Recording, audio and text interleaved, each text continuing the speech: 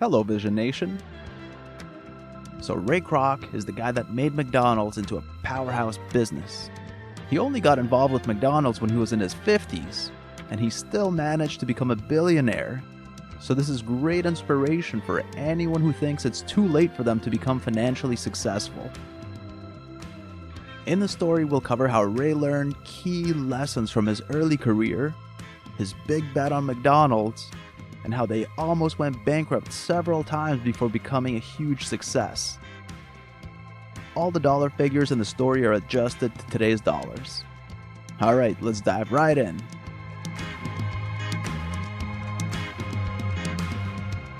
Welcome to Wall Street Vision. This show is on true stories about people making millions. I'm your host, Vlad Dolgochev. The show is for informational purposes only and is not investment advice. Check out the show notes for the full disclaimer. So Ray grew up in the early 1900s close to Chicago. He wasn't much of a good student when he was a kid, but he did have a strong work ethic. Ray worked at grocery stores and did a few entrepreneurial things as well. He started up a lemonade stand and opened a little music shop with his buddies. None of those early businesses really worked out, so after school finished, Ray played piano for money, and he also got the sales job selling paper cups to restaurants. During those early years, Ray worked like a savage. Here's what a typical day would look like. He would start his day around 7 o'clock in the morning selling paper cups door to door. Then after doing a full day of that, he would get to a radio station in the evening and play piano for 2 hours. He had a break from 8 to 10 p.m. and then he'd play piano again from 10 at night until 2 o'clock in the morning. He was an absolute machine. Then one night he played piano at this resort place, and that's where he met a girl named Ethel. You know where this is going, right? It was love at first sight, and soon enough they got married. Even with his crazy work ethic, he had this sort of scattered career path early in life.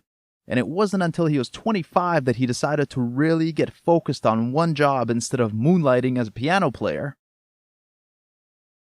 He was serious about his decision to focus. He devoted every ounce of energy to selling paper cups. He figured that in order to succeed at something, you had to be the best. And to become the best, you just had to put in the work. At the time, there was this milkshake blender thing called the multi-mixer. It had 5 spinning attachments to make 5 milkshakes at once. Ray's company became the official distributor for this thing, and it made perfect sense business-wise. Each customer who would buy a multi-mixer would buy tons of paper cups as well. It was a win-win situation. At this point, Ray had been with a paper cup company for over 10 years and he kept on getting more and more fed up with management. Things finally reached a boiling point and he decided to go off on his own. His plan was to become the exclusive salesperson for the multi-mixer. He wanted to sell it to restaurants across the country. He was amped up about this decision and told his wife about it. Can you guess her reaction? Well, she absolutely hated it.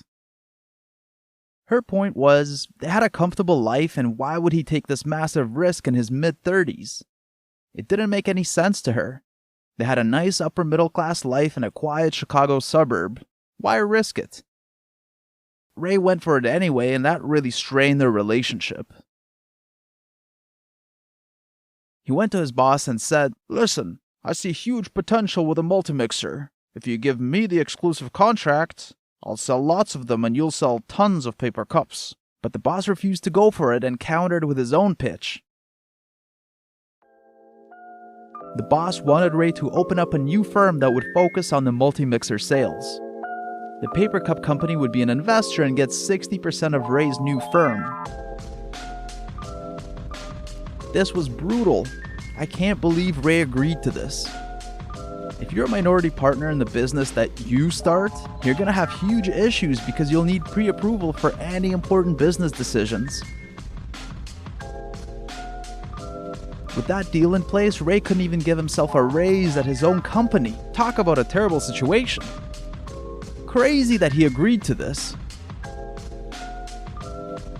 After some time of being on the road selling these multi-mixers, Ray came to grips with how awful the contract was. So he decided that he had to buy out his boss so he could actually have control. It would never work any other way. The only problem was that the boss now wanted $800,000 for the shares. That was over 7 times the money the boss initially invested. Ray was absolutely gutted. That was a ridiculous offer and he didn't have that kind of money, but the boss wouldn't budge. In the end, they negotiated on a down payment in cash and the balance paid over 5 years with interest. I was shocked to learn that Ray went ahead with this. Like, wouldn't you just forget about that business and go find some other product to sell instead of agreeing to pay $800,000 out of your own pocket? But Ray was stubborn and determined, so he mortgaged his house to get the money. When his wife found out, she went ballistic. Not only did he quit a good job to do something so risky, but now he was mortgaging his house and putting their future at risk. What was he thinking? That threw his marriage down the tubes proper. He worked like a madman for the next several years, getting little sleep and being constantly on the move. He had his back against the wall, so the motivation was off the charts. He was also a phenomenal salesman with an insane drive to succeed. So by the time he turned 46 years old, he was selling thousands of multi-mixers each year. He achieved a good level of success at that company, but after 15 years of grinding it out, he realized that trends were shifting. He had his eye on the industry and he saw that sales would eventually decline. This business was a melting ice cube. He could see that he needed to find a better product with a better future. Ray was looking for a new product to focus on, and around that time he heard of a little restaurant in California that was running not 1, not 2, but 8 multi-mixers. These mixers sold for $1,500 in the 50s, and for a small location to have so many units was unheard of. So he went out west to check it out. When he got to the restaurant, he saw 2 big golden arches out front, and there were tons of cars lined up in the parking lot. There were swarms of people with smiles on their faces buying huge bags of burgers and fries. Ray went up to someone in line and asked them about the restaurant. "Well, mister, they've got the best burger you've ever tasted for 15 cents. And you don't need to mess around tipping waitresses either." Most people Ray spoke with were going to this place every day. There were a bunch of employees walking around and they kept everything very neat and they cleaned up any trash that people left behind. You gotta remember that this was the 50s, so people littered like crazy. Back then, if someone went to a picnic, they'd just leave all their trash behind on the grass. Littering was a mess back then. Ray was so impressed that he just had to meet the owners of this place. After the lunch rush died down, he went over and introduced himself. The restaurant was owned by 2 brothers, Dick and Mac McDonald. He talked to them about what they did and how they did it. Their key thing was to keep everything super simple so that they could concentrate on quality and speed. Dick and Mac opened their first McDonald's in the late 40s. It was a restaurant that only had burgers, fries, and drinks. By keeping the menu small, they could focus on having amazing consistency across all their food. As he was talking to them, Ray started imagining lots of these restaurants popping up all over the US with 8 multi-mixers in each one of them. He was so amazed that he pitched them on working together. He wanted to be in charge of selling new restaurants to franchisees that would want to join the chain, and he quickly got a lawyer involved to draw up an agreement. One of the clauses was that any new restaurant had to follow the brothers' plans to the last detail. Everything from the building layout to the signs and menus. Any changes would have to be approved by the brothers in writing. The agreement also outlined that Ray would get 1.9% of the sales from the new franchisees and that the brothers would get 0.5% of Ray's cut. Ray was giddy with excitement when he got back to Chicago and told his wife about this, and she flew off the handle. In her mind, first Ray quit his job to run those multi-mixer sales, then he mortgaged their house for business funds, and now he's changing course to something else again when he was 52 years old? She just didn't understand it at all. They argued like crazy about the whole thing, and at that point, his marriage was basically over. He didn't get a divorce, but it was a strained, estranged marriage.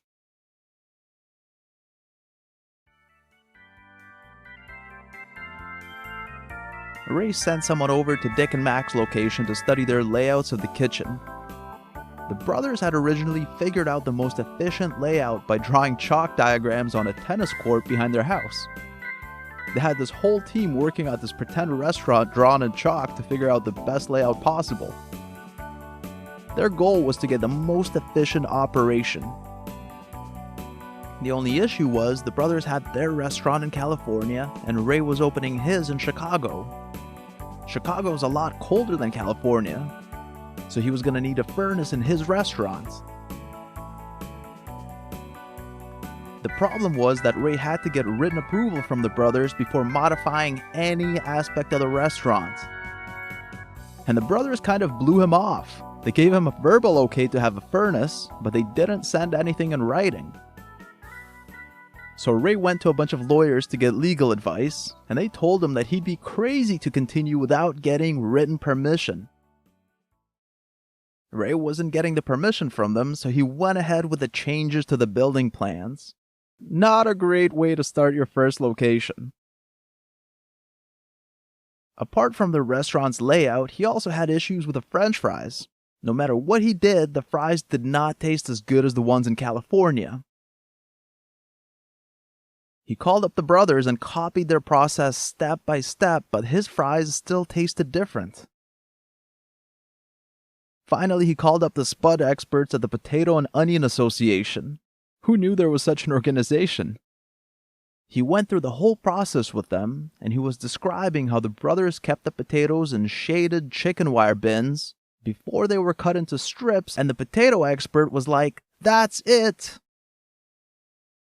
This little step is what made all the difference. You see, when potatoes are dug out of the ground, they're mostly water and they don't taste great. But as they dry out, the sugars turn to starch and they become delicious. The McDonald's brothers were improving the taste of their fries by putting their potatoes in the desert breeze. And they didn't know this. They stumbled on it totally by accident. Ray couldn't leave his potatoes outside because of Chicago winters, so he kept them in the basement and put a huge fan down there. They had the most pampered potatoes. The chefs joked that they almost felt guilty about cooking them. And the reason Ray spent so much effort on the fries was because he knew that he wasn't in the burger business. He was in the French fry business. That's what got people to come into their restaurants in the first place. And once they were there, sure, they'd buy a burger and a drink.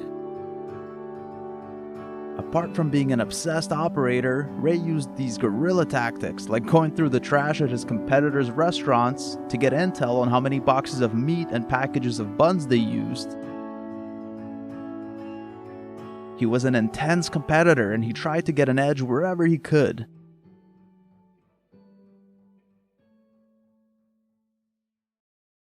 It took a whole year for Ray's first franchise to run smoothly. After he had the location up and running, he realized that the brothers had previously licensed that same area to somebody else for $55,000. And that's exactly where he built his first location. He was in breach of contract, so he had to spend $270,000 to buy back that area. It was blood money. He could not afford that. So you can see how there were tensions between Ray and the McDonald's brothers forming from the very beginning of their relationship. I think that pissed him off so much that he never really got over it. The only thing that saved him was the multi-mixer money that was still coming in. That paid for all the rent and the salaries for McDonald's corporate staff. This whole time, Ray was working like a madman to get McDonald's going. He was grinding it out in a major way. He'd show up to his location at the same time as the janitor, and if the janitor needed help, Ray would jump in on a mop and clean up the toilets, even if he was wearing a fancy suit and tie. Then, Ray would go off to work on the multi-mixer sales before finishing up the day with more McDonald's work. In those days, he worked around the clock. The interesting thing is that the way he set up McDonald's at the start was different than most other franchises at the time. And by the way, Ray was the franchisor, and the franchisee is the person who opens up their own McDonald's. So franchisees are the outside people that buy into the business. So today, if you have $1 million or $2 million and the right background, you could also set up a McDonald's location as well. You could become a franchisee. Anyway, a lot of franchisors back then would make money by selling stuff like cups, burgers, fries, napkins, and so on to the franchisee. But Ray didn't like that model. He didn't like having the franchisees as his customers. He felt that there would be a conflict with him trying to make the most profits from the franchisees instead of helping them grow their businesses. And I mean, that makes sense. You could see how there would be a temptation to increase margins by creating lower quality products. So his team cooked up a different business model. Ray's plan was to own the real estate that the McDonald's would be built on, and the franchisee would lease the location from Ray. If that location did really well, they'd also pay a larger percentage of the gross sales. This way, Ray protected the downside and got more of the upside. The small McDonald's corporate team worked crazy hours back then, and Ray's colleagues worked so hard that they neglected their families completely. The lady in charge of admin said that while her 2 kids were growing up, she never made it to any of their birthday parties or graduations, and there were lots of times she had to be in the office on Christmas as well. They were trying to scale the business like crazy before other restaurants copied what McDonald's was doing. To get the most out of their advantage, they had to work around the clock. 5 years after Ray started franchising, they had 37 restaurants. 3 years after that, they had over 200. Ray couldn't afford to pay big salaries, but he rewarded his staff with stock. He gave them 30% of the company. That chunk alone is worth $60 billion today. But back when they were starting out, there were no guarantees at all. The stock was worthless, and even though Ray was generous in some ways, he demanded a lot out of his people. There's even one story told about him where he fired someone because the poor guy wore a weird-looking hat and had unpolished shoes. He was a tough boss.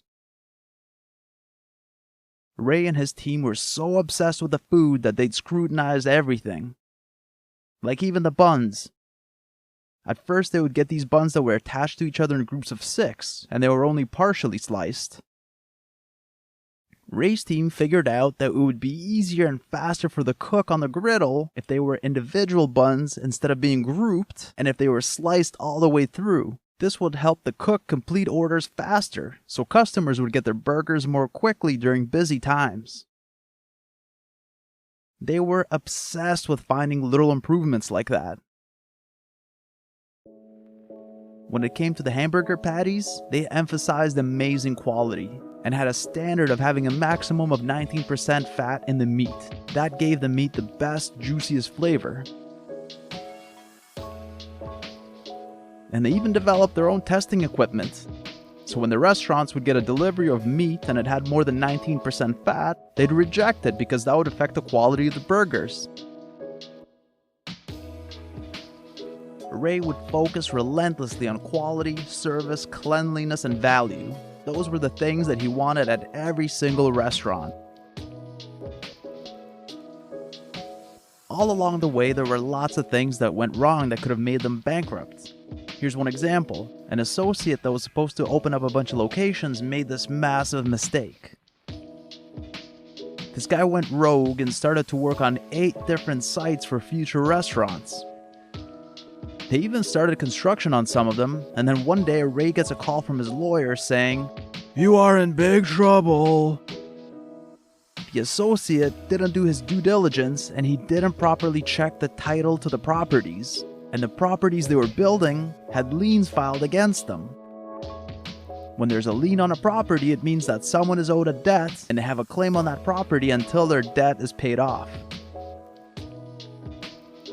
So now Ray had 8 locations that he didn't own outright, so the people holding the liens could come in and get massive payouts from him. This was going to cost $4 million that Ray didn't have. He freaked right out and had a full-on yelling meltdown.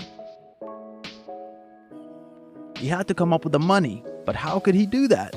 He had already invested all the money he had into the business. So they went to their suppliers and convinced them to lend the money. The suppliers gave them a lifeline that saved the business.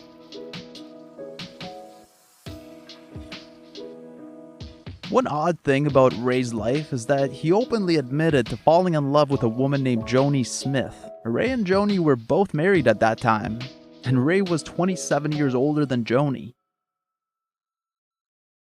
Another odd thing is that Joni's husband ended up working as a manager at a McDonald's location.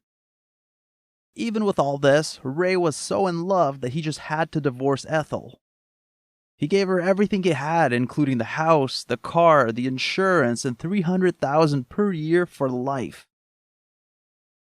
The only thing he was concerned about is that he got to keep all his McDonald's stock. Ray didn't have enough money left over to pay for the lawyer fees, so he sold his multi-mixer company and used the proceeds to finalize the divorce. Now the crazy thing is that after his divorce finalized, Joni got cold feet and didn't agree to get together with him. This crushed him emotionally, and I think that when something like that happens to an obsessed business person, they just tend to double down on their business as a form of distraction.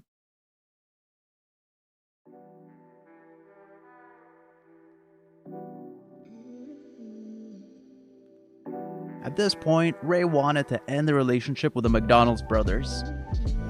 Their relationship got worse over the years, and they'd argue about stuff all the time. The brothers kind of wanted to keep a low profile, and Ray had this ambition to grow the company into a massive powerhouse. Mac's health wasn't that great, and Dick wanted to retire. Ray didn't dilly-dally and just straight up asked them what their price would be. They said $27 million. And they wanted to keep their original McDonald's restaurant.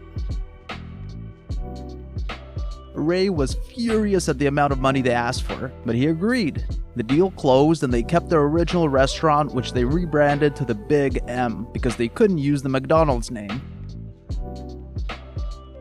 Well, Ray was so pissed and bitter about the whole thing that he opened a McDonald's right across the street from them and ran them out of business. This guy was ruthless.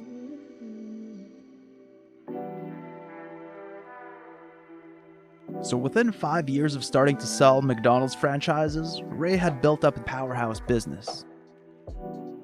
There was a bunch of press saying how well they were doing, but what the press wasn't saying was that they were actually really struggling with cash flow.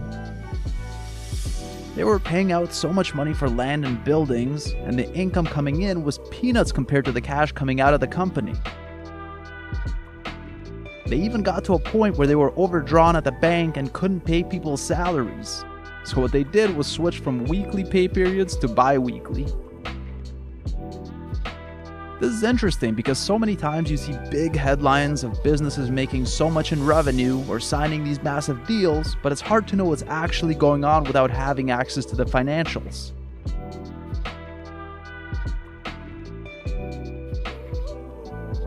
By the mid-60s, their huge cash investments began to pay off as all the open restaurants began to pay them huge returns.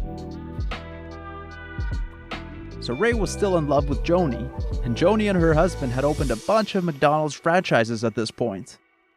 But Joni still wouldn't leave her husband, so Ray started dating, and he ended up meeting someone else and marrying her within 2 weeks of their first date. What a guy! On the business front, 10 years into it, they were finally ready to go public. After the IPO, Ray and any original shareholders all became millionaires. By the time he died in 1984, his net worth was around $1.7 billion. Oh, and you want to know what happened with Joni? Well, Ray divorced his second wife, and he and Joni finally got married in the end. Happy ending all around. Alright, Vision Nation, that wraps it up for this episode. Also, a quick announcement. I'm taking a break from making new episodes for the time being. We'll pick up with new episodes soon enough. If you want to stay in touch, you can connect via the contact form or check me out on TikTok. Just search for Wall Street Vision Podcast. If you'd like to support our show, you can give us a 5-star review in Apple Podcasts or on Spotify. And if you know someone who's interested in stories about people making millions, please share this episode with them. Thank you, and I hope you have an amazing day. This podcast is for entertainment purposes only and should not be relied upon as the basis for investment decisions. Before making any decisions, consult a professional. I may maintain positions in the securities discussed on this podcast. This show is copyrighted by Wall Street Vision. Written permission must be granted before syndication or rebroadcasting.